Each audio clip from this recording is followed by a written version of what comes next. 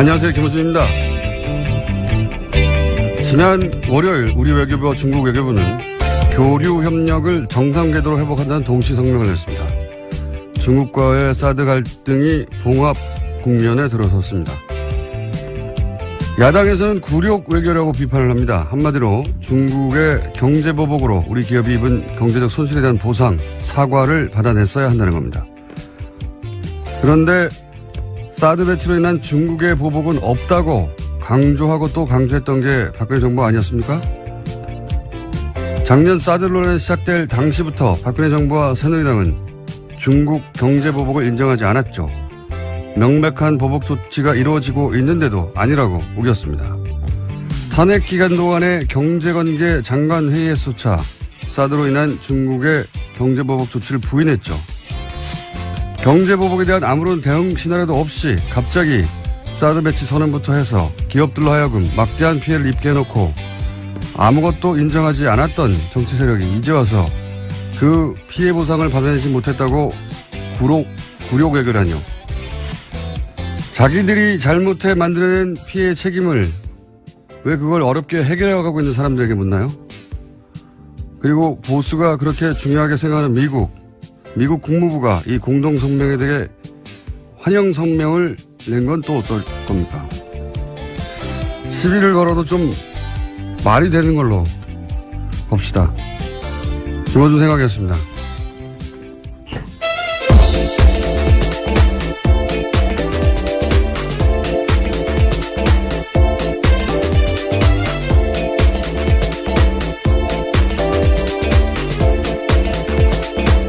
시사인의 김은지입니다. 예. 굴욕 외교. 예. 저는 왜 굴욕 외교냐라고 했는지 처음 이해가 안 가가지고 찾아봤더니, 현 정부 출범 이후로 가장 웃기는 공세예요, 제가 보기에는. 굴욕은 어제 노회찬 의원도 얘기했지만 당시 중국이 당했다고 중국은 생각하는 거죠. 기억을 떠올려 보시면 황교안 총리가 중국에 가서 이제 시진핑 주석 만났는데 당시 사드 배치할 거냐라고 묻는데 사드 배치 고려하지 않고 있다. 네. 라고, 상대국의 정상이 묻는데 그렇게 답하고 나서 열흘인가요? 일주일 있다가. 그렇죠. 예, 발표를 해버린 거 아닙니까? 배치한다고. 그런 일을 당하고 또 모욕감을 느끼지 않는 국가가 어디 있습니까? 예. 최소한 그때쯤에는 이해를 구하거나 어쩔 수 없었다고 양해를 구하거나 했어야 되는데 안 한다고 해놓고, 예. 일이 제대로 틀어진 건 그때부터죠. 예. 대뇌 모두에게 거짓말하는 게 일상적이었던 정권인 것 같습니다. 그때 황교안 총리가 몰랐거나 자신도 몰랐을 것 같아요. 예. 총리조차. 예. 예. 생각해보면 그분이 문자로 해고 통보 받았잖아요. 아, 정말 아련한 일이네요. 네. 예. 문자로 해고 통보 받고 막 화가 났던 그때 상황이 떠오르는데. 어쨌든, 물론 그 이후로 중국이 보복을 하고 우리가 당한 건 부당한 건 맞는데 최소한 그런 상황을 유발한 당사자들이 이걸 굴욕 외교로 하는 건 말이 안 됩니다. 오히려 그때 기업들 손해봤다고 자기들의 일 때문에 사과를 해야 되는 거죠. 예. 네, 주구장창 사드에 의한 보복 없다라고 주장했었죠. 박근혜 정부에서는요. 네네, 그래서 피해 없다, 혹은 뭐 피해가 없다고 하거나 아니면은 보복이 아니라고 하거나. 그러니까 그렇게 사과 받고 싶었으면 자기들이 짓고 있을 때 사과를 받았어야죠. 그때는 해결할 능력도 없고, 그러니까 보복이 없는 척, 보복이 있어도 모른 척, 예. 사드와 무관한 척, 딴청만 피웠던 거 아닙니까? 갑자기 피해가 넘쳐난다고 지금 나오는 거잖아요. 그래서 사과를 받아냈어야 된다고. 예. 원래 여야가 주거니 받거니 하고, 말이 되게 싸워야 중계하는 사람들 재미가 있는데, 우겨도 적당히 우겨야 제가 표를 들어두는 척이라도 하죠. 답답합니다. 첫 뉴스는 뭡니까? 네, 다스는 누구 겁니까와 관련된 뉴스가 또 나왔습니다. 오늘 아침 CBS 보도인데요. 이명박 전 대통령이 서울시장이던 2004년과 관련돼 있습니다. 서울시가 현대자동차 양재동 사옥 증축에 도움을 준 뒤 다스의 매출이 2배 넘게 뛰었다라는 보도입니다.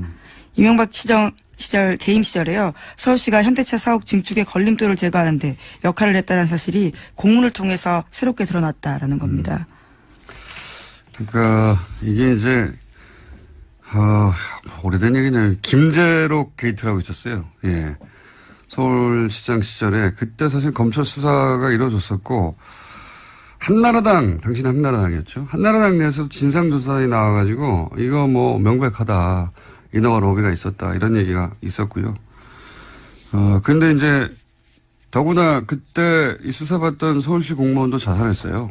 네, 그렇죠. 검찰 내에서는 심지어 현대차 건물은 반은 불법으로 지어졌다라는 이야기까지 나왔다라고 합니다. 명백한 사정이었거든요. 근데 수사를 하다가 멈췄어요. 당시에. 흐지부지 됐었는데 김재록 게이트 이렇게 불렀었습니다. 그때 왜냐면 그 로비를 한 브로커 역할을 한 사람이 김재록 당시 어디 회장이었는데. 네, 인베스투스 글로벌 회장이라고요. 그건 어떻게 다 기억해요? 예, 여기 기사에 나와 있습니다. 어쨌든 김재록 게이트라고. 네. 근데 그리고 나서 다스가 2배로 매출이 떴다는 거 아닙니까? 네, 그렇죠. 서울시장이. 이게 NB 휘나미난이라고요. 예, NB적 현상입니다. 이게 민원 해결과 사적 이익이 확실한 수당물을 만드는 이명박 전 대통령 주변에 연인이 많습니다. MB 휘나미난 적어놓으세요. 어디요? 네, MB 현상이요. 네. 예. 이번에는 이제 문서가 나오고, 예. 그리고, 그냥 봐준 게 아니라 그냥 봐줄 리가 있나요? 예. 다스가 매출이 2배, 2천억대에서 4천억대로 뛰었다. 예. 네, 그렇죠. 특히나 다스 같은 경우에는 현대차 그룹의 자동차 내장재를 납품하는 곳이거든요. 그렇기 때문에 그런 커넥션을 의심할 수밖에 없는 상황입니다. 자, 이것도 뭐 재수사 대상이 될 수도 있겠네요. 갑자기 태어난 거 보니까. 10년 전 사건인데, 그때 당시 이제 이미, 새누리당의 가장 유력한 대선 후보였었죠. 한나라당 당시로는. 네. 그게 10년 만에 다시 나오네요. 이명박 전 대통령 관련 사건들은, 예, 최소한 10년짜리들이 많습니다. 최소한. 예. 다스는, 예. 계속해서 매출 규모를 키워서요. 현재는 해외 매출까지 합치면 2조 원가량이 된다라고 합니다. 서울시장 되고 나서 2배 뛰고. 예, 또 눈부시게 뛰었고요. 또 대통령 MB, 되고 대통령 재직 기간 또 눈부시게 뛰었습니다. 6배가 뛰고 하고 이렇게 참 훌륭하신 분이에요. 자, 앞으로도 계속 뉴스가 나오겠죠. MB 피나미는. 자, 다음 뉴스는요. 네, 국정원 댓글 수사를 방해했다는 혐의로 수사를 받다가 숨진 채 발견되었던 국정원 소속 변호사에 대한 이야기 전해드린 바 있는데요. 이와 관련해서 오늘 아침 한겨레 신문이 새로운 소식을 보도했습니다. 같은 혐의로 조사를 받았던 이재영 검사가 숨지기 전 이 변호사와 수차례 통화했다라는 건데요. 이 검사가 해당 변호사를 회유하려 한 게 아니냐라는 의혹이 나오고 있다고 합니다. 근데 뭐 통화만 한 거 가지고는 내용을 알 수 없으니까요. 예, 통화를 할 수도 있겠죠, 당연히. 같은 사안으로 조사를 받던 상황이니까. 이제 여기서 사실은 유가족 입장도 들어봐야 되는데, 유가족이 이럴 경우에 이제 잘, 취재에 응하지는 않는데, 통상 유가족은 자살을 정말로 했다고 하더라도 대부분 유가족들은 받아들이기 힘들어 하죠. 그래서 갑작스러운 죽음이기 때문에요. 자살할 이유가 없다고 이렇게 말하기 마련이긴 합니다만, 유가족 관점에서 의심스러워할 대목들이 있을 겁니다. 네. 그 부분 확인해 봐야 될 것 같고요. 그만하니까 생각나는데 매우 특이하게 이런 류의 죽음에 대해서 자살이 맞다고 유가족이 거꾸로 이야기해 준 제가 기억하는 거의 유일한 케이스가 소위 마티 자살 사건이죠. 예. 그때 자살이 맞다는 뉘앙스로 오히려 의혹을 해명하는 역할을 부인이 했었죠. 예. 네, 근데 그 건 같은 경우에는 최근에 국정원개혁발전위원회가 발표를 했었는데요. 또 자살이 맞다 이런 결론이 나오긴 했습니다. 문서상으로는 특이점이 없다. 자살에 맞는 것 같다라고 했는데 예를 들어 그게 블랙 오퍼레이션 흔히 말하는 이었다면 뭐 거기 써 있을까요? 여하간 저희가 방송을 시작한 이후로도 이런 류의 자살이 굉장히 많았는데요. 예. 관심을 가지고 계속 저희는 지켜보고 있습니다. 유가족도 접촉을 한번 해보고요. 자, 다음 뉴스는요. 네, 국정원 특활비 관련된 수사가 계속 진행되고 있습니다. 이번에는 청와대가 지난해 4.13 총선을 앞두고 새누리당 내 경선 등과 관련해서 비공식 여론조사를 했다라는 건데요. 이와 관련해서 5억 원이 들었는데 그 돈을 청와대가 아닌 국정원에서 냈다라고 합니다. 요 상황은 이 발언과 연결해서 봐야 됩니다. 저희가 이 비공식 여론조사, 청와대가 여론조사 할 수 있지 않냐 이렇게 생각할 수도 있습니다. 근데 문제는 이제 이게 비공식이었고 당시 이 여론조사의 의도가 뭐였냐를 볼 수 있는 당시 상황에서의 박근혜 전 대통령의 발언을 일단 잠깐 들어보시겠습니다. 이제 국민 여러분께서도 국회가 진정 민생을 위하고 국민과 직결된 문제에는 무슨 일이 있어도 소신 있게 일할 수 있도록 나서주시고 앞으로 그렇게 국민을 위해서 진실한 사람들만이 선택받을 수 있도록 해주시기를 부탁드립니다. 기억하실지 모르겠는데 당시 이제 유승민 의원이 소위 탈박 선언을 한 거죠. 일종의 배신의 정치로 찍힌 네. 바가 있습니다. 그래서 진실한 사람을 뽑아달라고 진실한 사람 얘기를 굉장히 많이 했어요. 그때 당시에. 지난해 4.13 총선 전에 있었던 박근혜 전 대통령이 이제 진실한 사람, 저런 사람은 떨어뜨려야 된다는 소위 친박이었다가 탈박한 사람들에 대해서 이 여론조사가 이상하다기보다는 대단히 특이하고 이례적인 것은 쓰임새가요. 예. 네. 당시 TK 지역은 어차피 자유한국당, 당시 새누리당 인사들이 당선되게 돼 있어요. 그렇지 않습니까? 거기를 굳이 이런 돈을 들여서 비공식 여론조사를 한 이유가 뭐냐? 이제 소위 말해서 진박을 골라낸다고. 네, 진실한 박근혜 편인 건가요? 진박? 그렇죠. 그래서 진박이라고 했었어요.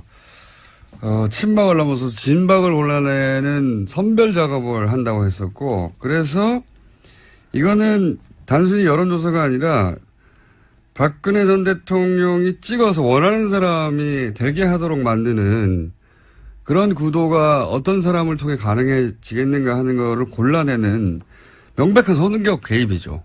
대통령 자신을 위한. 그러니까 몰래 한 거 아닙니까? 그러니까 일반 여론조사 청와대에서 하거든요. 예, 그건 그냥 청와대에서 주면 되는데 그건 들키면 안 된다고 생각하니까 이 돈을 땡겨온 거죠. 국정원에서. 들키면 안 되는 여론조사였던 겁니다. 자기들이. 왜냐하면 목적이 이랬으니까요. 네, 심지어 해당 여론조사 같은 경우에는 최근에 해산했다라는 오늘 아침에 머니투데이 보도도 있습니다. 단순 비즈니스상 이유로 인수합병 될 수도 있죠. 물론 수사가 자신들을 향한다는 걸 인지해서 그랬을 수도 있지만 여간 이건 단신에 해당되는 것이고 당시 여론조사 기관이 그러니까 5억이 들었지 않겠냐. 5억이 저는 자세히는 모르겠지만 업계에 있지 않아서 굉장히 큰 돈이거든요. 이 정도면 특정 지역에 총선 출마 예정자들이나 이런 사람들을 여론조사하는 대구 경북에 지역구가 몇 개 있다고요. 예, 굉장히 큰 돈인데 잠시 후 리얼미터 권 실장 나올 테니까 벌써 들어와 있네요. 어느새 조용히 들어와 있네. 예, 한번 물어보죠. 요 관련 사항은 이 비용이 어느 정도 규모인지. 여하간 이 비용 그러니까 여기서 이제 전후 맥락을 얘기하지 않고 여론조사만 자꾸 보도하니까 여론조사 할 수 있지 않냐 얘기하는데 전후 맥락은 그겁니다. 당시에. 유승민과 같은 배신자들을 다 찍어내고 본인에게 진실되게 충성한 사람만을 따로 골라서 대구 경북에 당선되도록 만들겠다고 하는 대통령 의중이 들어간 선거 개입용인 겁니다. 이게 말하자면. 자, 그런 겁니다. 예. 다음 뉴스는요? 네, 우병우 전 민정수석과 추명호 전 국정원 국장이 지난해 7월에서 8월 집중적으로 통화했다라는 JTBC 보도가 있는데요. 그 당시에는 이석수 전 특별감찰관이 우 전 수석의 처가 부동산 매각과 관련해서 감찰에 들어갔을 때입니다. 계속해서 모르는 사이다, 잘 보고하지 않았다라고 하고 있는데요. 전화통화 내용까지 나온 겁니다. 기록까지 나온 겁니다. 네, 인정하지 않았죠. 추명호 전 국장이 자기 전화번호는 아니라고. 예. 근데 다른 청와대 직원의 이 번호가 추명호 전 국장 이름으로 저장되는 바람에 들킨 거죠. 예. 추명호 전 국장은 명백한 최순실 라인이라고 아주 오래전부터 언론에 보도되어 왔었는데 근데 추 국장하고 우 전 수석하고 이렇게 수백 통이나 단기간 내에 통화할 정도의 사이인데 네, 3주간 수백 통 했다라고. 하루 10통씩 했다는 거 아닙니까? 예. 추 국장이 최순실의 존재만 우 수석에게 비밀로 했다는 거 아닙니까? 이렇게 되면. 예. 우 수석은 자기는 최순실의 존재 자체를 몰랐다고 계속 얘기하고 있으니까요. 믿는 사람은 대한민국에서 거의 없는 걸로 보이긴 합니다만. 정황 증거 같은 것이 하나 더 나온 거죠. 예. 자, 리얼미터 해야 되기 때문에, 제목 정도 스르륵 훑어볼까요? 예. 네, 블랙리스트 항소심 진행 중인데요. 이와 관련해서 어제 김기춘 전 비서실장이 청와대 캐비닛 문건 관련해서는 이것이 문제가 있다라는 주장을 했는데요. 조윤선 전 장관 쪽에서도 상당 부분 문건이 가려져 있기 때문에 이것은 증거로 쓸 수 없다라는 취지의 주장을 했습니다. 가려달라고 한 건 박근혜 전 대통령 쪽에서 가려달라고 한 거예요. 심지어 특검에서 다 봤다라고 하는데 왜 이렇게 문제제기 하는지 모르겠다라고 반박했습니다. 특검 쪽에서요. 자, 크게 신경 쓸 내용 아닌 것 같고요. 다음 뉴스 제목. 네, 미국 국무부가요. 네. 조셉윤 대북정책 특별대표를 통해서 유엔 북한 대표부와 접촉하고 있다고 로이터 통신이 보도했습니다. 네. 미국이 물밑에서 북한과 접촉하는 게 아니냐는 이야기는 저희가 오랫동안 해왔죠. 예, 이번에는 좀 더 구체적으로 나왔습니다. 직접 말을 했으니까요. 예. 조셉윤 대표가 북미 대화에 나서겠다 이런 얘기를 구체적으로 한 것이고. 예, 북한이 2달간 도발을 중단하면 북한 미국 간의 대화를 나서겠다라는 구상을 러시아에 전달했다라고 합니다. 2달 이미 됐는데요. 예. 그러니까 저희가 한 달 전인가요? 2달 전인가요? 러시아 역할이 부상할 수 있다는 얘기를. 최선희 국장 같은 경우도 네. 계속 가고 있고요. 러시아를. 우리도 뭐 러시아와 접촉이 계속 있어서 러시아가 중국 대신에 중국이 지금 우리하고 뭐 사드나 이런 문제로 좀 소홀했지 않습니까? 그래서 러시아한테 그런 역할을 맡길 건가 보다 했는데 그래 왔던 것 같습니다. 러시아가 이걸 중간에서 역할을 하고 있었다는 뉴스가 나온 걸로 보아 뉴스공장의 분석은 항상 맞다. 아, 그런 결론으로 가실 거라고 깜짝 놀랐습니다. 네, 저희가 예상했지 않습니까? 자, 네. 여기까지. 시사인의 김은지였습니다. 감사합니다. 네, 8월 6일 리얼미터 그것마저 알려주마 리얼미터 권순정 조사실장 나왔습니다. 네, 안녕하십니까? 안녕하십니까? 네, 빨리빨리 진행해보죠. 네. 네. 거의 뭐 해봤자 뭐 1% 2%니까. 네. 좀, 요번에 좀 많이 올랐네요. 아, 그래요? 네. 네. 자, 그러면 빨리빨리 해보죠. 대통령 지지율은 어떻습니까? 예, 지난 4주 동안 거의 변동이 없었죠. 네. 뭐 근데 0점 몇 프로 올랐다 내렸다 계속. 예, 이번 주에는 2.2%포인트 올라서 69.4%가 되었습니다. 예, 부정평가는 27%에서 25.4%로 떨어졌고요. 추세가 어때요? 그러면 예를 들어서 추세가 수요일 네. 어제 일간 집계는 어떻습니까? 네, 그래서 어제 시정연설이 있었죠. 여론 주목을 많이 받았는데 어제는 일간 집계가 71.7%까지 올랐습니다. 반만에 좀 올랐네. 한 네. 9월 4일 이후에 약 2개월 만에 처음으로 70%대를 다시 돌파를 했고요. 리얼미터 기준으로. 예, 네. 그리고 보수 중도 지금 분석을 해보니까 이념 성향이 다 올랐더라고요. 네. 그리고 그래야 영남과 2.2%입니다. 수도권 포함해서 다 올라서 전체적으로 보합세에서 약간 상승세. 약간 이제 강보합세라든지 예. 그렇게 봐야 되지 않을까 싶습니다. 떨어질 때 0점 몇, 뭐 올라갈 때 2, 뭐 이런. 예, 뭐 다른 여론조사에서는 상당히 많이 큰 폭이 있는데 저희 리얼미터 같은 경우는 네. 매일매일 하다 보니까. 예, 그렇게 크게 변화는 없습니다. 근데 2.2%포인트 정도 추세가 되면, 약간 상승세, 약간. 예. 예, 그렇게 봐야 될 것 같습니다. 민주당도 역시 약간 상승세. 예, 올랐습니다. 예. 1.7%포인트 올라서 50.9%를 기록했고요. 지난주까지는 40%대였는데 다시 50%대로 올랐었습니다. 자유한국당 아무래도 좀 떨어졌긴 좀 시끄럽죠. 예, 자유한국당은 친박 출당을 둘러싸가지고 많이 갈등이 전폭되고 있지 않습니까? 그리고 국정원 특활비 청와대 상납 의혹 이것도 역시 많이 일부 영향을 미치고 있지 않나 어제 싶은데요. 일간 집계로 어때요? 추세상. 어제 일간 집계에서는 상당히 많이 떨어졌습니다. 어제 일간 집계에서는 15.3%까지 이건 하락을 좀 했습니다. 많이 떨어졌네요. 네, 15.1. 네, 그렇습니다. 17, 8 하다가, 예. 국민당, 정의당 같은 경우는 각각 0.7%, 1.0%포인트 오른 6.6%, 5.7%였어요. 거의 변화가 없는 가운데 조금씩 오르는 이제 경향을 보이고 있고요. 바른정당이 좀 크게 약세를 보이고 있습니다. 그럴 수밖에 없겠죠. 지금. 네. 뭐 당이 지금 존립이 가능하냐 마냐 하는 상황이니까. 예, 떨어진 포인트는 그렇게 많지 않지만 4.4%를 기록했는데요. 네. 7개월 만에 최저치로 하락했습니다. 특히 31일 화요일 일간 집계에서는 3.9%까지 떨어졌고요. 알겠습니다. 지금 분당 위기에 있기 때문에 이런 부분들이 반영이 되고 있지 않나 그건 싶습니다. 뭐 예상 가능했던 네. 수치고요. 대통령이 뭐 69나 70이나 그게 그겁니다. 예. 떨어져도 그게 그거고 올라도 저 그게 그거라고 보는데 어쨌든 추세는 그래서 그렇습니다. 약간 강보합 혹은 약간 상승세다. 네, 그런 네, 그렇게 거고요. 봐야 될 것 같습니다. 네. 자, 이번 주 이런 거 하다가 항상 현안조사 네. 별 큰 차이 없다 이렇게 해주시고 제가 보기엔 별 큰 차이 없다. 이 말할 때 빨리 시작해야 됩니다. 네, 현안조사 이번에는 네. 조금 핫한 조사를 좀 마련을 네. 했습니다. 낙태죄를 유지해야 되는지 폐지해야 되는지 이 부분에 대해 조사를 해봤는데요. 이거 궁금합니다. 제 기억으로 리얼미터가 이거 조사한 적이 있어요. 언제인지 기억 안 나는데. 7년 전 7년 2010년 좀 오래됐군요. 2월입니다. 요즘에 어제 청와대 홈페이지 들어가 봤더니 네. 낙태와 관련된 그 청원이 무려 105개 정도 어제 기준으로 제가 봤을 때 20만 명 이상이 또. 예. 예. 특정 낙태죄 그거는 이제 폐지를 해야 된다는 청원이었는데 23만 명 이상이 잡혀 있더라고요. 그래서 언론을 비롯해서 상당히 핫한 이슈인데 결과는 바뀌었을 폐지를 것 같아요. 해야 예 깜짝 놀랐는데 이게 우리나라 사람들 좀 사회적인 이념 성향으로 보수적인 성향이 조금 더 강하거든요. 그래서 폐지를 해서는 안 된다라는 의견들이 조금 많이 나오지 7년 않을까. 전에는 그랬죠. 예, 7년 전에는 그렇게 나왔습니다. 명백하게. 예, 네. 근데 요번에 조사를 해보니 폐지를 해야 된다. 낙태죄를 폐지를 해야 된다라는 의견이 51.9%가 나왔고 절반을 넘었었습니다. 그리고 폐지를 하지 않고 유지를 해야 된다는 것이 36.2%였습니다. 조금 더 소개를 해드리면 2010년 2월에 조사한 것은 낙태 허용을 해야 되는지 말아야 되는지 이렇게 물었는데 거의 비슷한 조사이죠. 이때는 허용을 해서는 안 된다는 것이 53.1%였고 허용 찬성이 33.6%입니다. 정확하게 뒤집어졌네요. 거의 이제 숫자가 비슷하게 이제 그 뒤집혀온 겁니다. 7년 사이에 상당히 많은 변화가 있었던 것 같습니다. 저는 이 조사를 작년에 했어도 수치가 이렇게 안 나왔을 것 같아요. 그렇습니다. 저도 그 부분에 동의를 합니다. 예, 시대 정신이 바뀌어가고 있는 거거든요. 네.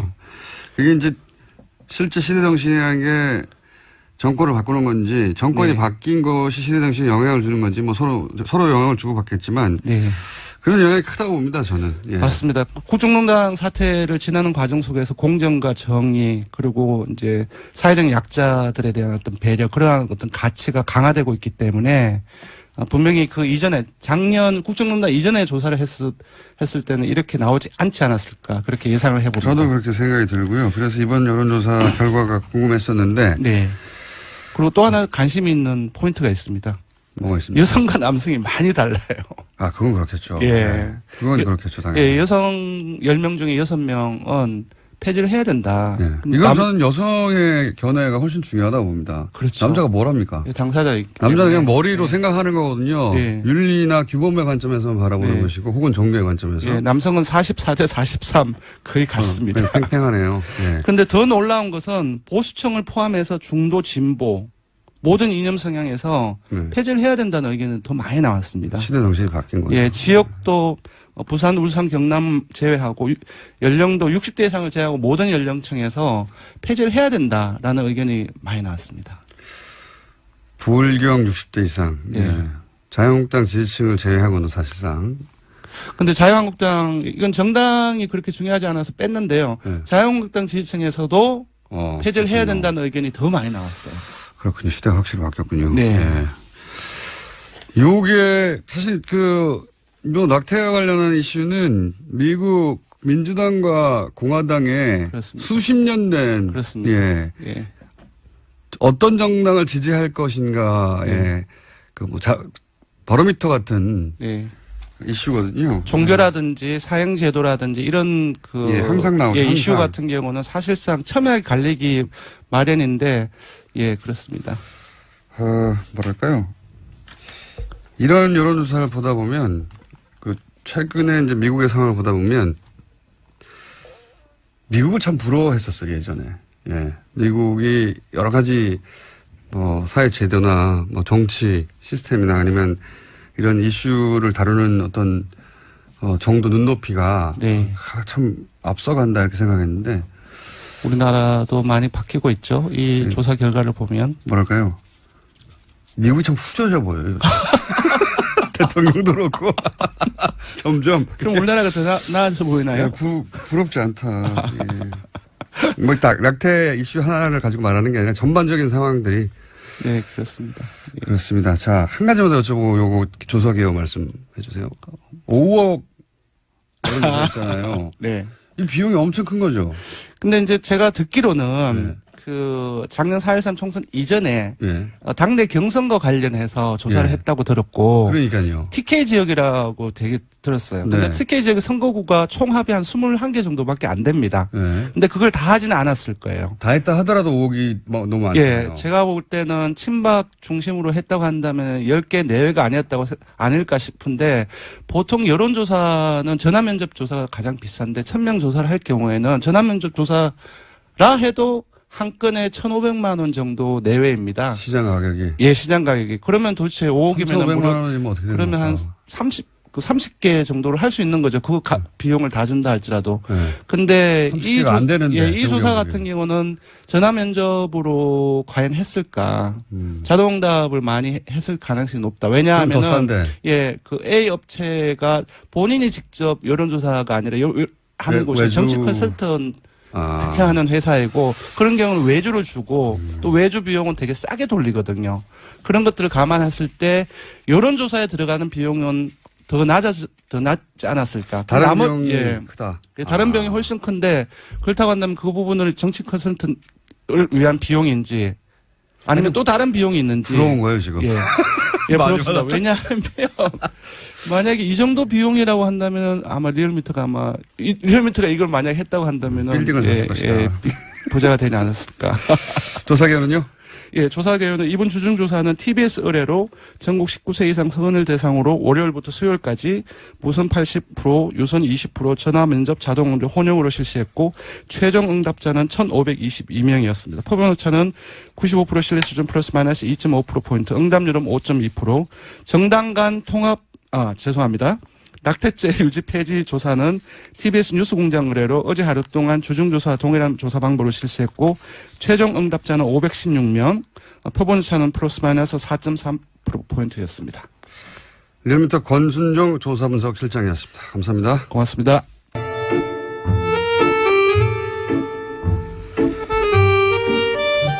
우여곡절이 많은 코너. 어떨 때는 사람들이 없애버려야 된다고 문자가 쏟아지고 어떨 때는 환호하는 내부자들 민주당의 안민석 의원 나오셨습니다. 안녕하십니까. 네, 더불어민주당 국민재산찾기 특별위원회 위원장 처음으로 당에서 뭐 하나 맡아봤습니다. 안민석 의원입니다. 자유한국당의 김성태 의원 나오셨습니다. 안녕하십니까. 예, 안녕하세요. 김성태입니다. 근데 김성태 의원님, 예. 최순실 재산 몰수 안 합니까?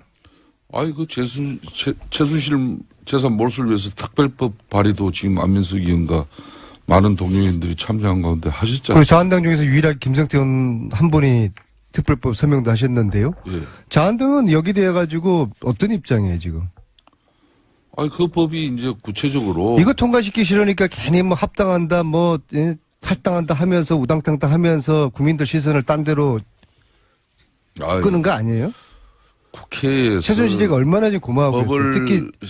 심의하고 논의해서. 공장장을 다 의결을 세게 꺼내가지고 최순실 재산몰수 확 들어가게 해가지고 일각에서 지금 들리는 이야기가 최순실이가 공장장하고 주진우를 굉장히 고마워한다고.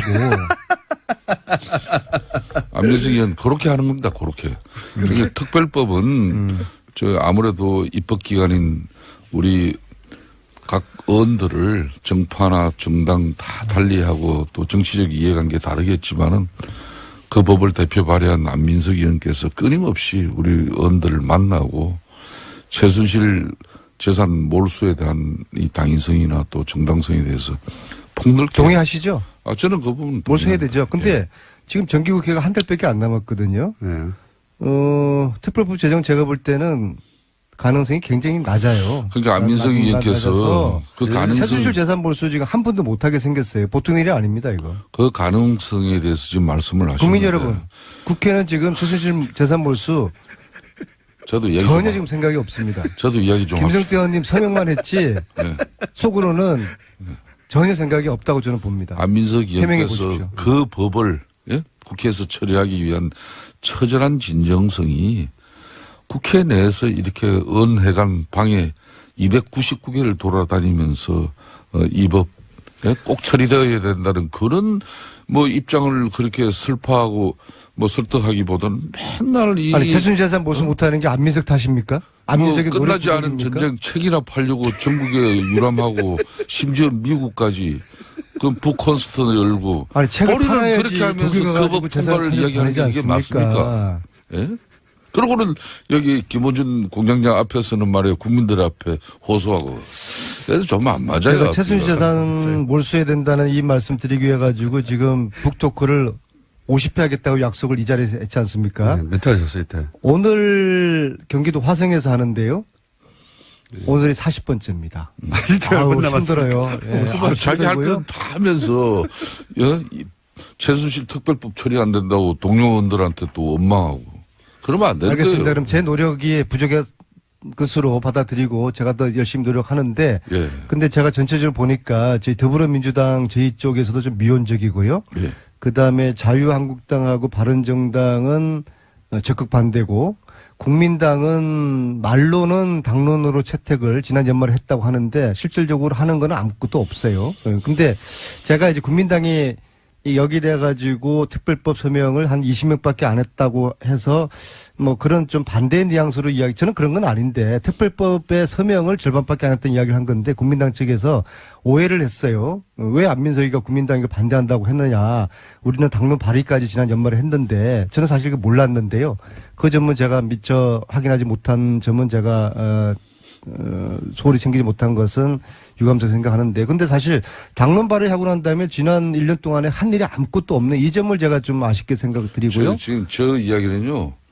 뭐 그래서 그런 국민당에서 이야기 했더니 또 국민의당에서 저 안민석 의원 또 윤리위원회 국회 제소하겠다고 제소하겠다는 그렇게 입장 해서 밝히니까 이제 아니 여러 이야기가 제소 나오는 아니라 뭐 저는 뭐 안철수한테 고발도 받은 적이 있고 제소 할아버지도 괜찮은데 그럼 국민당이 당론 발의를 했으면은 나서서 실질적으로 적극적으로 이 특별법 제정 될 수 있도록 국민당이 한번 앞장서 주시고 그러면 제가 국민당 제가 박수 쳐드리고 안철수도 제가 업어드리겠습니다. 안철수 업어드리겠습니다. 어쩌면 그 같은 안식끼리 금방 좋았다가 얼마 전에는 또 안철수 국민의당에서 우리 안민석 의원 또 고발건 이렇게 취하했다고 얼마나 안철수 의원을 또 칭송했습니까? 최순실 국면에서 하여튼 안시들 이상하죠. 아니 국민당이 저를 띄워주려고 작정한 것 같아요. 작년 이맘때 어땠습니까? 아니, 의원님 뉴스 방송에서 한 말씀 했다고 그래가 다 했던 얘기니까 이거 방통위에 저를 제소하지 않았습니까? 그때 제가 얼마나 또 당에서 시련을 처음으로 자리 겪었어요. 맡으니까 어떠세요? 예? 잘 적응은 안 되는데요. 근데 저는 이런 거 맞는 거 싫어해요. 싫어하고 저는 여의도 국회를 별로 안 믿거든요. 제가 국회의원이지만은 기본적으로 국회의원들은 당리당략 이게 저는 너무 이게 싫어요. 이게 제 체질에 안 맞고 국회의원도 제 체질에 안 맞지만은 그 위원장 그렇게 하고 싶어 하셨어요, 그때. 아니 그거는 그런 이야기까지 나한테 이렇게 물으면 어떡해요. 응? 근데 이게 제가 독일을 다니는데 그냥 국회의원 개인으로 온 것보다도 당에서 특별위원장으로 왔다 하면은 도와주는 분들이 더 신나서 도와줄 거 아니에요. 이제 그런 차원에서 제가 당에다가 이걸 요구를 했던 것이고 네. 이제 한 달, 이 활동 기간은 한 달입니다. 한 달 동안에 특별 제정 안 되면은 저도 이제 짐 싸가지고 이제 최순실 재산 몰수 이제 저도 손들 수밖에 없는 거거든요. 그래서 김성태 의원님 서명을 하셨잖아요. 저 전국 다니면서 그래도 유일하게 김성태 의원님 혼자 서명하셨다. 자유한국당 중에서 그래서 같이 좀 토론회도 하고 좀 국민들과 함께 이 국회는 절대로 이걸 생각이 없거든요. 그래서 국민과 함께 최순실 재산 몰수 특별법 제정 공장장도 다스만 이야기하지 마시고 예? 그러니까 최순실하고 1년 내내 밀당한다는 지금 이야기가 있어요. 최순실 재산부터 빨리 몰수하고 그리고 이제 다스 자, 의원님. 무상급식 그렇게 갑시다. 무슨 얘기인지 그거는 좀 알겠고요. 끊어주세요. 예, 이거. 예, 알겠습니다. 충분히 특별법 만세. 얘기하셨고. 바른정당에서 몇 명 갑니까?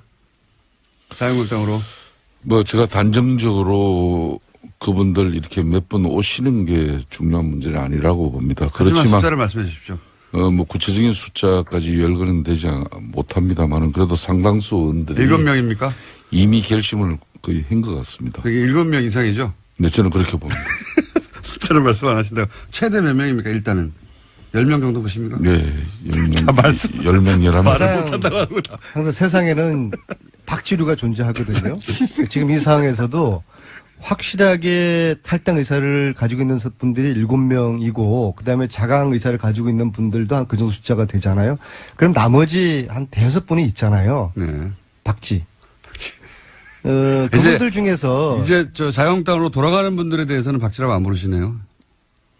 어쩔 수 없다 이제. 내가 근데 자꾸 제가 이야기하면 특징인이 그런 데기 때문에 또 제 앞에 있는 분이 또 오해될 수도 있고 그래서 한 선도 탈당이 아니고 눈치 보시는 분들 중에서 한 절반 정도는 같이 넘어갈 거라고 보거든요. 그래서 저는 11명으로 저는 봅니다. 11명이요.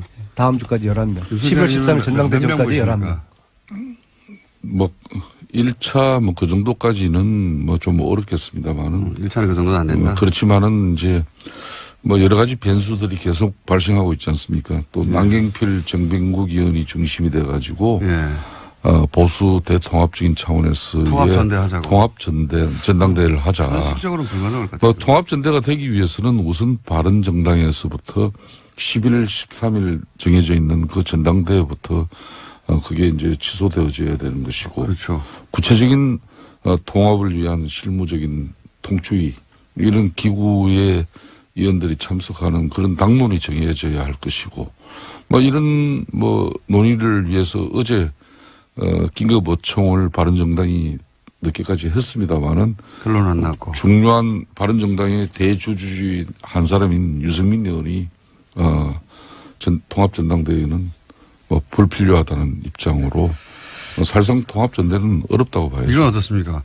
박근혜 전 대통령 출당의 마지막 프로세스로 최고위를 열어서 확정하자. 예. 이 최고위 열면 실제로는 뒤집어지는 거 아니냐. 그래서 최고위를 홍준표 대표가 못 열고 사실은 약간 민기적 했지 않습니까? 그렇죠? 이거는 결론이 났나요?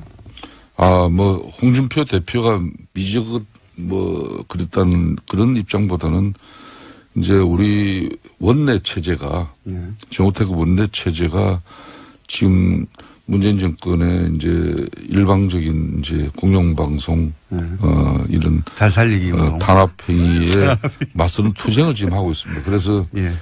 자유한국당은 지금 상복 투쟁을 하고 있지 않습니까, 그죠? 뭐 그런 측면에서 또 당내 문제로 이렇게 당 최고위가 지금 이 시점에 열리는 게 마땅하냐 그런 고민은 잠시 있었지만은 열기로 했나요? 어젯밤 최종적으로 홍준표 대표는 3일날 최고회의를 열기로 했습니다. 상징적인 의미가 큰데. 근데 최순실 재산 몰수는 안 합니까? 아니, 언제까지 최순실 몰수만 이게 이야기할 말이에요. 거예요. 네. 이게 사실은 이런 통합이라든지 탈당 이런 이야기가 아니면은 지금 이 전국에서는 핵심적으로 최순실 국정농단 이게 마무리를 위해 가지고 재산 몰수 이것이 국회나 언론에서 관심이고 화제가 돼야 되는 건데 실질적으로 재산 몰수가 묻히고 난데없이 통합 탈당 이런 이야기가 지금 언론에 초점이 되고 있는 거거든요. 너무 걱정하지 않으셔도 되는 게 순차적으로 급한 거 하고 또 다시 돌아가서 할 겁니다. 걱정하지 마십시오. 네. 그럼 재산 몰수 된다고 봐요? 안민석 의원이 안민석 의원님 다시 부각될 수 있는 찬스 다시 옵니다. 이번 예. 국정감사에서도 이 방송의 공정성이나 균형성 이런 게 얼마나 지적을 받았습니까? 그러면 이 김원중 공장장이 얼마나 이 기울어진 운동장에서 그래도 이 보수 정당의 입장을 그래도 이 청취자들에게 조금이라도 그래도 들려주려고 하는 그 균형성마저도 안민석 의원은 보면 대체로 깨려고 하시는 것 같아요. 그럼 공장님 제가 요거 딱 하나만 물을게요. 국회가 최순실 재산 몰수 특별법 통과시켜 줄까요? 빨리 좀 지금 어렵겠죠. 좀만 기다려주시죠. 안 된다니까 이게. 기다려주시고. 다른 이슈 한 묻혀가지고. 다시 올라오니까 걱정하지 마시고요. 예. 서청원 최경환 의원 출당됩니까? 이거 어떻게 됩니까? 이제 박근혜 전 대통령의 자유한국당 이제 출당이 기정사실화되고 나면은 이제 서체 문제는 사실상 어총 그렇죠. 사안이기 때문에 3분의 2가 원내 대표인 정우택 대표께서 이 공을 이제 받을 수밖에 없는. 이거 만약 의총이 의총 자체가 수집되기 힘들다는 얘기도 나왔었는데. 글쎄요. 그러니까요. 왜냐하면 어느 쪽도 피해를 입을 수 있으니까 그 결과가 파국적으로. 만약에 여기서 의총에서 서청원, 최경환 출당 결의가 안 되면 그러면 홍준표 대표가 지금 뭐랄까요 타격을 크게 입는 거 아닙니까? 예, 정치적 타격을 크게 입을 수밖에 없죠. 그렇지만은 이제 또 어떻게 전망하세요? 의총은 열린다 안 열린다? 홍준표 대표는 윤리 결정을 상당히 지금 존중하는 입장이에요. 그렇기 때문에 어총 소집은 정우택 원내대표께서 이 문제에 대해서는 적절한 시점에 판단을 하지 않겠냐 이렇게 봅니다. 어떻게 전망하십니까? 열리긴 열립니까, 의총이? 1번, 의총은 열린다, 안 열린다. 직접적으로 이 문제만 가지고 열리는 거는 그렇게 어렵다. 용이하지는 않는 현상이죠. 의총 자체가 열리기 쉽지 않다. 만약인데 우여곡절 끝에 열리면 지금 현재 당내 분위기로 서청원, 최경환 두 의원이 출당이 될 정도의 3분의 2 표가 모일 수 있습니까? 그 부분은 네. 국민적 여론이 어떠냐에 따라서. 우리 당을 지켜보는 우리 국민들이 이 문제에 대한 어떤 인식이나 여론이 아마 우리 의총의 결과로 가름되죠. 의원님이 보시기는 어떻습니까? 지금 현재 전망하자면. 그걸 지금 이 방송에서 그 전망을 그렇게 어떻게 개인적인 합니까? 전망인 거죠, 그냥. 저는 네. 그 부분은 거듭 한결같습니다. 국민 여론이 이 부분에 대한 되게 결정. 어렵죠, 일단. 현재는. 사실상 이 문제는 우리 당이 유능한 정치를 통해서 문제를 해결할 수밖에 없는 문제입니다. 요 유능한 정치라는 어떤 건가요? 그건 바로 국민의 뜻을 받드는 길밖에 없는 거죠. 아니 사실은 지금 국민 요거 좀 여론 물어봐주세요. 말씀하셨지만은 국민들은 여기 대해서 크게 관심이 없어요. 국민들은 올해 넘기기 전에 적폐청산 좀 독하게 하고 넘어가자 그거거든요. 예. 적폐청산에 여러 가지 내용이 있지만 그중에 핵심이 과거 부정재산을 몰수하는 여기에 국민들은 다 그런 기대를 하고 바라고 있는데요. 정기국회가 마지막이 마치는 날이 12월 8일입니다. 그러니까 앞으로 딱 한 달 남았죠. 이 한 달 동안에 지금 국회의 분위기나 절차상 이 법사위원회가 특별법을 상정해서 논의하고 통과시키고 저는 지금 물리적으로 지금 굉장히 지금 어려운 지금 상황이라고 불가능에 봅니다. 가깝다고 저도 봐요. 그렇죠. 예. 예. 현재, 그래서 그걸 현재 국민들에게 상황에서. 일단 알려드려야 되는 겁니다. 그러면 최순실재산 몰수를 하지 말 것인가를 국민들께서 판단을 해주셔야 돼요. 다시 도전해야죠, 또. 다시 도전한다 그러면 예. 국민들이 국회는 이걸 통과시키려고 하지 않으니까 국민들이 국회에다 요구하고 압박하고 국민들이 할 수 있는 여러 가지 노력들을 국민들이 해 주시지 않으면 이 법 통과되기 어렵습니다. 그러니까 그러니까 최순실재산 지금- 몰수는 어렵다고 지금 생각하는 이제 거죠. 공장장의 이 제지에도 불구하고 계속 최순실 재산 몰수에 관한 입장을 지금 계속 지금 저 발언 중에도 아니 들어오지 국회의원들이 않습니까? 관심 별로 없으니까 저라도 이렇게 그러니까 이야기를 하고 국민들에게 제가 아니 왜냐하면 국민들은 안민석 이게 의원님한테 당연히 재산 몰수 되는 걸로 알고 있어요. 그러니까 그래서 어려울 너무 거다 걱정하지 이야기하면은 마십시오. 안 잊고 있습니다, 사람들. 어제 밤에도 후배들하고 맥주를 마시다가 야 이거 안 될 거야라고 했더니까 그 중에 한 명 기절해가지고 병원을 갔어요. 예? 그러니까 안민석 아니, 의원님이 국민들이 아마 제가 기억을 하실 제안합니다. 거예요. 예? 그 북콘스트 조금 이렇게 유예하고 여기에 집중하세요. 어디에 집중해요? 아니 지금 최순실 재산 몰수 특별법을 네. 본인이 대표 발의하시고 아까도 이야기했지만은 북콘스트에 너무 집중하다 보니까 물론 전국의 현장을 다니시면서 최순실 재산 몰수의 당위성에 대해서 또 직접 국민들을 만나는 그 시간도 제가 이렇게 하니까 소중한데. 일각에서는 도지사 행보하는 거라고 요 사안인데 하시는데 정말 아니, 저는 그 내일 저는 나가서 얘기하시고요. 그창 가서 북톡하고 아니 도지사 행보가 아니라 아니, 오히려 나는 백분 그래요. 행보라고 이야기 도지사 하시면은 문제도 저 그 이야기 나왔는데 예. 아니, 국회는 민주당의 지금 현재 경기도지사 문제는 예? 사실상 성남의 이재명 시장이 거론되고 남경필 현 지사보다 몇 배 우다 이런 괜찮잖아요? 조사도 나오는데 이재명 시장은 어찌 보면 거저 먹는 거예요. 저 안민석 의원은 그 엄청난 이야기가 탄압과 들고 저항 갔습니까? 투쟁으로 자기 지금 이름 숫자를 지금 내걸고 이재명 있는데. 시장 훌륭한데 왜 그래요? 뭘 특별법 또. 통과되면은 제가 이런 이 특별법 결정을 얘기는 하겠습니다. 제가 계속 거론할게요. 너무 걱정하지 마시고요. 이번에 안 안 되면 된다니까, 이번에 특별법이. 올해 안 되면 내년에 또 하면 되죠. 내년에는 안 돼요. 안민석 내년에는 의원님. 개헌하고 지방선거 전국인데 폐지가 넘어가 버립니다. 바람 불 때 연날리고 내년이 상반기 안 되면 물 들어올 때 후반기에도 계속 잊지 않고 물 계속 들어올 하겠습니다. 때 예. 노젓는 거죠. 다 때가 있는 겁니다. 물리적 시간이 지금 너무 부족하기 때문에. 뭘 갑자기 물에다 노를 젓는 이야기예요.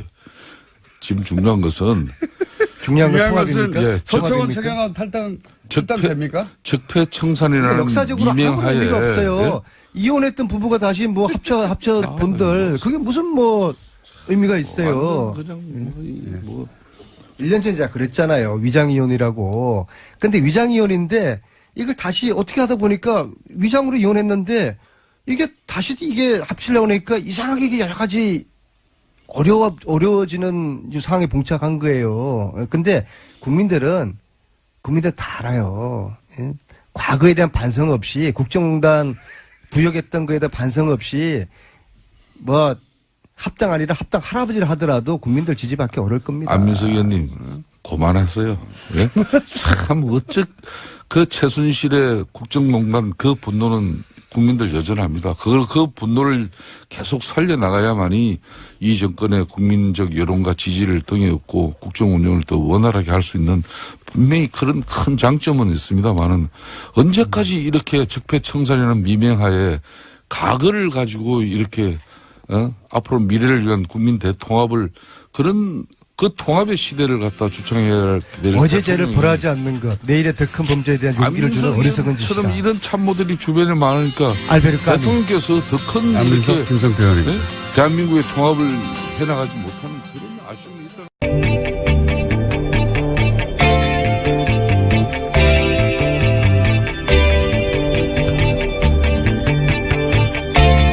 안녕하세요. 김호준입니다. 지난 월요일 우리 외교부와 중국 외교부는 교류 협력을 정상 궤도로 회복한다는 동시 성명을 냈습니다. 중국과의 사드 갈등이 봉합 국면에 들어섰습니다. 야당에서는 굴욕 외교라고 비판을 합니다. 한마디로 중국의 경제보복으로 우리 기업이 입은 경제적 손실에 대한 보상, 사과를 받아냈어야 한다는 겁니다. 그런데 사드 배치로 인한 중국의 보복은 없다고 강조하고 또 강조했던 게 박근혜 정부 아니었습니까? 작년 사드 논란이 시작될 당시부터 박근혜 정부와 새누리당은 중국 경제 보복을 인정하지 않았죠. 명백한 보복 조치가 이루어지고 있는데도 아니라고 우겼습니다. 탄핵 기간 동안의 경제관계 장관 회의에서조차 사드로 인한 중국의 경제 보복 조치를 부인했죠.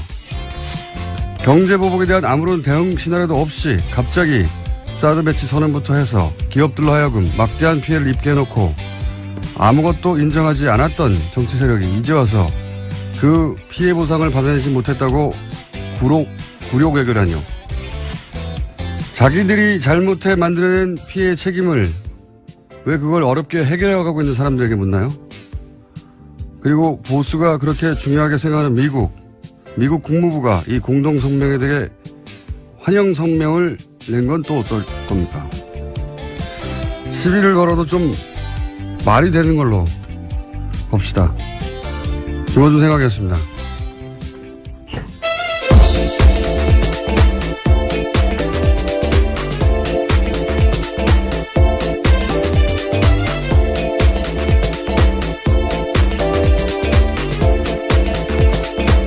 시사인의 김은지입니다. 예. 굴욕 외교. 예. 저는 왜 굴욕 외교냐라고 했는지 처음 이해가 안 가가지고 찾아봤더니, 현 정부 출범 이후로 가장 웃기는 공세예요, 제가 보기에는. 굴욕은 어제 노회찬 의원도 얘기했지만 당시 중국이 당했다고 중국은 생각하는 거죠.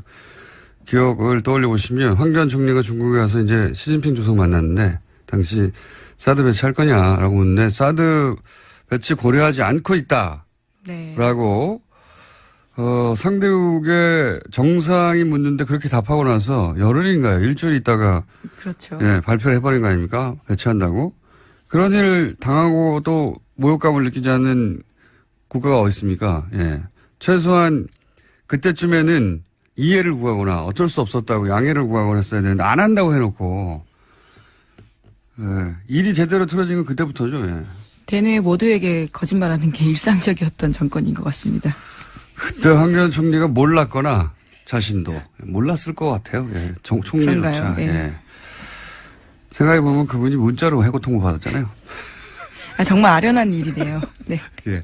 문자로 해고 통보 받고 막 화가 났던 그때 상황이 떠오르는데. 어쨌든, 물론 그 이후로 중국이 보복을 하고 우리가 당한 건 부당한 건 맞는데 최소한 그런 상황을 유발한 당사자들이 이걸 굴욕 외교로 하는 건 말이 안 됩니다. 오히려 그때 기업들 손해봤다고 자기들의 일 때문에 사과를 해야 되는 거죠. 예. 네, 주구장창 사드에 의한 보복 없다라고 주장했었죠. 박근혜 정부에서는요. 네네, 그래서 피해 없다, 혹은 뭐 피해가 없다고 하거나 아니면은 보복이 아니라고 하거나. 그러니까 그렇게 사과 받고 싶었으면 자기들이 짓고 있을 때 사과를 받았어야죠. 그때는 해결할 능력도 없고 그러니까 보복이 없는 척, 보복이 있어도 모른 척, 예. 사드와 무관한 척, 딴청만 피웠던 거 아닙니까? 갑자기 피해가 넘쳐난다고 지금 나오는 거잖아요. 그래서 사과를 받아냈어야 된다고. 예. 이게 원래 여야가 주거니 받거니 하고, 말이 되게 싸워야 중계하는 사람들 재미가 있는데, 우겨도 적당히 우겨야 제가 표를 들어두는 척이라도 하죠. 답답합니다. 첫 뉴스는 뭡니까? 네, 다스는 누구 겁니까와 관련된 뉴스가 또 나왔습니다. 오늘 아침 CBS 보도인데요. 이명박 전 대통령이 서울시장이던 2004년과 관련돼 있습니다. 서울시가 현대자동차 양재동 사옥 증축에 도움을 준 뒤 다스의 매출이 2배 넘게 뛰었다라는 보도입니다. 이명박 시절 재임 시절에요. 서울시가 현대차 사옥 증축의 걸림돌을 제거하는데 역할을 했다는 사실이 공문을 통해서 새롭게 드러났다라는 겁니다.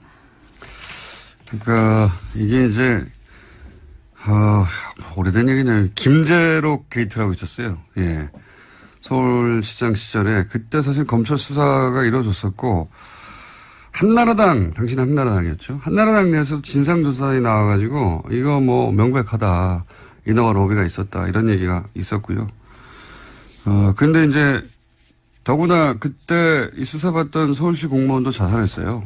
네, 그렇죠. 검찰 내에서는 심지어 현대차 건물은 반은 불법으로 지어졌다라는 이야기까지 나왔다라고 합니다. 명백한 사정이었거든요. 근데 수사를 하다가 멈췄어요. 당시에. 흐지부지 됐었는데. 김재록 게이트 이렇게 불렀었습니다. 그때 왜냐면 그 로비를 한 브로커 역할을 한 사람이 김재록 당시 어디 회장이었는데. 네, 인베스투스 글로벌 회장이라고요. 그건 어떻게 다 기억해요? 예, 여기 기사에 나와 있습니다. 어쨌든 김재록 게이트라고. 네. 근데 그리고 나서 다스가 2배로 매출이 떴다는 거 아닙니까? 네, 그렇죠. 서울시장이. 이게 NB 휘나미난이라고요. 예, NB적 현상입니다. 이게 민원 해결과 사적 이익이 확실한 수당물을 만드는 이명박 전 대통령 주변에 연인이 많습니다. MB 휘나미난 적어놓으세요. 어디요? 네, MB 현상이요. 네. 예. 이번에는 이제 문서가 나오고, 예. 그리고, 그냥 봐준 게 아니라 그냥 봐줄 리가 있나요? 예. 다스가 매출이 2배, 2천억대에서 4천억대로 뛰었다. 예. 네, 그렇죠. 특히나 다스 같은 경우에는 현대차 그룹의 자동차 내장재를 납품하는 곳이거든요. 그렇기 네. 때문에 그런 커넥션을 의심할 수밖에 없는 상황입니다. 자, 이것도 뭐 재수사 대상이 될 수도 있겠네요. 갑자기 태어난 거 보니까. 10년 전 사건인데, 그때 당시 이제 이미, 새누리당의 가장 유력한 대선 후보였었죠. 한나라당 당시로는. 네. 그게 10년 만에 다시 나오네요. 이명박 전 대통령 관련 사건들은, 예, 최소한 10년짜리들이 많습니다. 최소한. 예. 다스는, 예. 계속해서 매출 규모를 키워서요. 현재는 해외 매출까지 합치면 2조 원가량이 된다라고 합니다. 서울시장 되고 나서 2배 뛰고. 예, 또 눈부시게 뛰었고요. 또 대통령 MB, 되고 대통령 나서 조사가 이상하다기보다는 대단히 특이하고 이례적인 것은 쓰임새가요. 예. 예, 당시 TK 지역은 어차피 자유한국당, 당시 새누리당 인사들이 당선되게 돼 있어요. 그렇지 않습니까? 거기를 굳이 이런 돈을 들여서 비공수 여론조사를 한 이유가 뭐냐? 이제 소위 말해서 진박을 골라낸다고. 네, 진실한 박근혜 네. 편인 건가요? 진박. 그렇죠. 그래서 예. 진박이라고 했었어요. 친박을 넘어서서 진박을 골라내는 선별 작업을 한다고 했었고, 그래서 이거는 단순히 여론조사가 아니라 박근혜 전 대통령이 찍어서 원하는 사람이 되게 하도록 만드는 그런 구도가 어떤 사람을 통해 가능해지겠는가 하는 거를 골라내는 명백한 선거 개입이죠. 대통령 자신을 위한. 그러니까 몰래 한 거 아닙니까? 그러니까 일반 여론조사 청와대에서 하거든요. 예, 그건 그냥 청와대에 주면 되는데 그건 들키면 안 된다고 생각하니까 이 돈을 땡겨온 거죠. 국정원에서. 들키면 안 되는 여론조사였던 겁니다. 자기들이. 왜냐하면 목적이 이랬으니까요. 네, 심지어 해당 여론조사 같은 경우에는 최근에 해산했다라는 오늘 아침에 머니투데이 보도도 있습니다. 뭐 단순 비즈니스상 이유로 뭐 인수합병 될 수도 있죠. 물론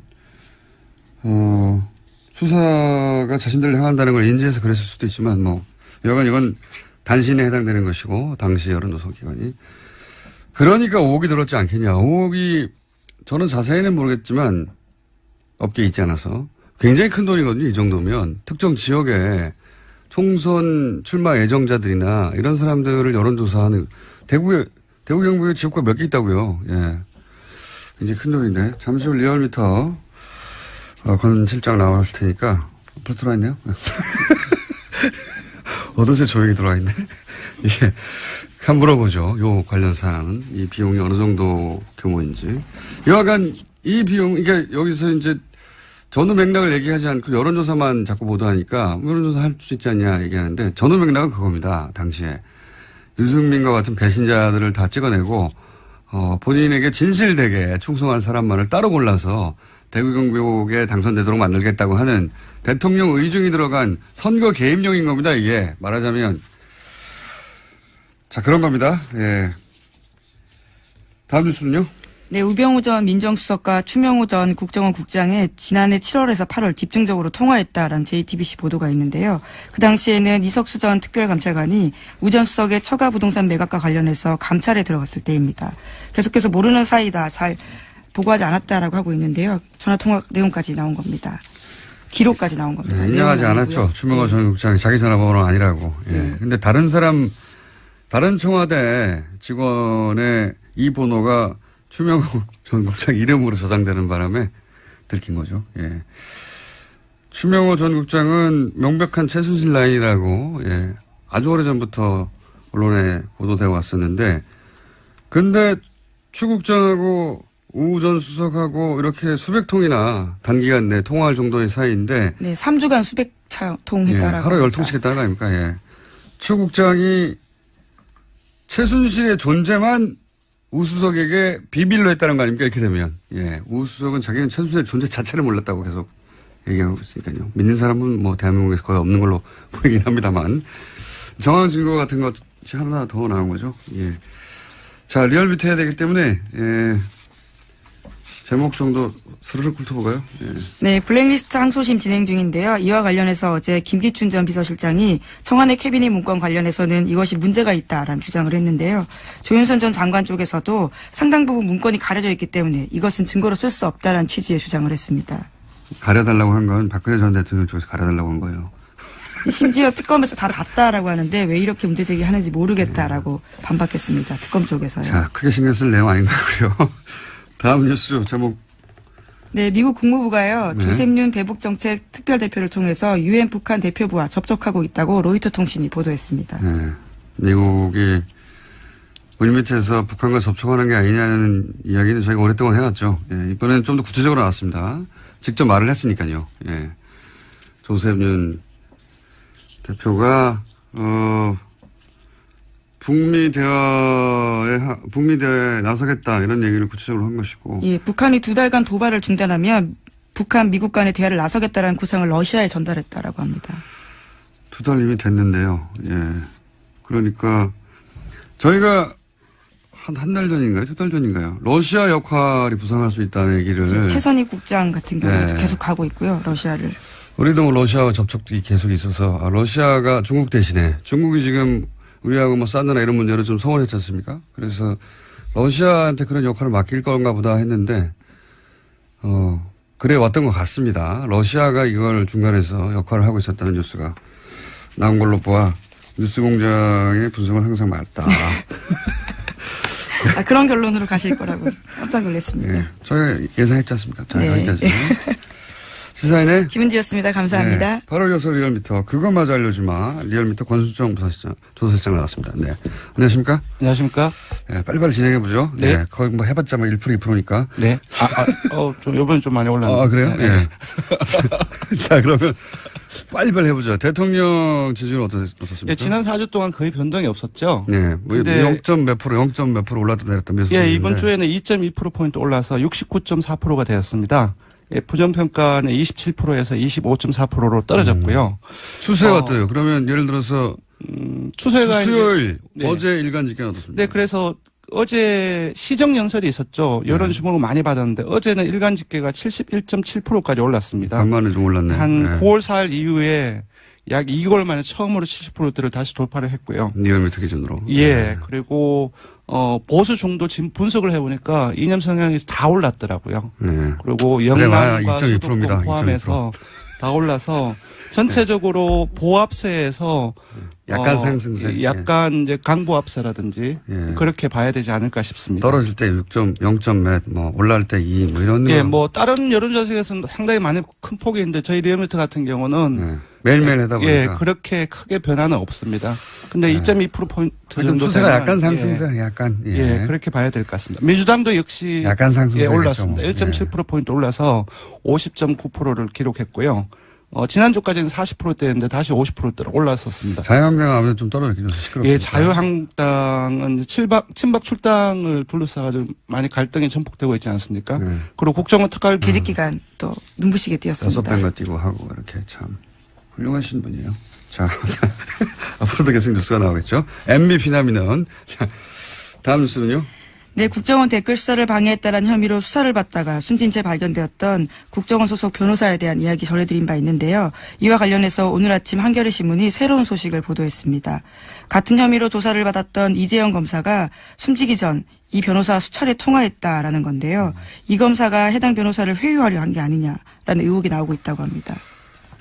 그때 뭐 통화만 한 거 가지고는 내용을 알 수 없으니까요. 예. 통화를 할 수도 있겠죠, 당연히. 같은 사안으로 조사를 받던 상황이니까. 이제 여기서 사실은 유가족 입장 들어봐야 되는데, 유가족이 이럴 경우에 이제 잘, 취재에 응하지는 않는데, 통상 유가족은 자살을 정말로 했다고 하더라도 대부분 유가족들은 받아들이기 힘들어 하죠. 그래서 갑작스러운 죽음이기 때문에요. 자살할 이유가 없다고 이렇게 말하기 마련이긴 합니다만, 유가족 관점에서 의심스러워할 대목들이 있을 겁니다. 네. 그 부분 확인해 봐야 될 것 같고요. 그만하니까 생각나는데 매우 특이하게 이런 류의 죽음에 대해서 자살이 맞다고 유가족이 거꾸로 이야기해 준 제가 기억하는 거의 유일한 케이스가 소위 마티 자살 사건이죠. 예.